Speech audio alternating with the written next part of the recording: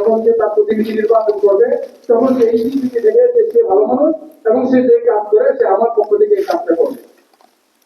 সুতরাং আমি যাকে স্বীকৃতি দিলাম সে যদি যাওয়ার পর দুর্নীতি করে, সে যদি যাওয়ার পর চুরি করে, তাহলে সেই দায় আমাকে গ্রহণ করতে হবে। ঠিক এমনি ভাবে আমি এই স্বীকৃতি দিলাম সে একজন ভালো মানুষ, যদি সে আসলে ভালো মানুষ না হয় তাহলে স্বীকৃতি চাই আমাকে গ্রহণ করতে হবে। হাদিসের মধ্যে বলছেন যে সবচেয়ে বড় যে কবিরা গুণাগুলো এর মধ্যে উল্লেখ করছেন শাহাদাতুল জুর, মিথ্যা সাক্ষ্য দেওয়া, এবং সেটাকে বারবার বলছেন, এমন ভাবে বলতেছিলেন যে যিনি রাবি বর্ণনাকারী আছেন তিনি বললেন যে আমরা বলতেছিলাম মনে মনে যে হ্যাঁ এরকম যদি চুপ করতো, এভাবে রসুল বারবার বলতেছিলেন যে মিথ্যা সাক্ষ্য এটা হলো কবিরা গুনাহ। এই জন্য আমি যখন সাক্ষ্য দিব একজন লোক ভালো, সে যদি ভালো না হয় তাহলে আমি সবচেয়ে কবিরা গুনাহগুলোর মধ্যে একটা কবিরা গুনাহ লিপ্ত হলাম, এবং তার যে অপরাধ সেই অপরাধের দায়গুলো সবগুলো আমাকে গ্রহণ করতে হবে।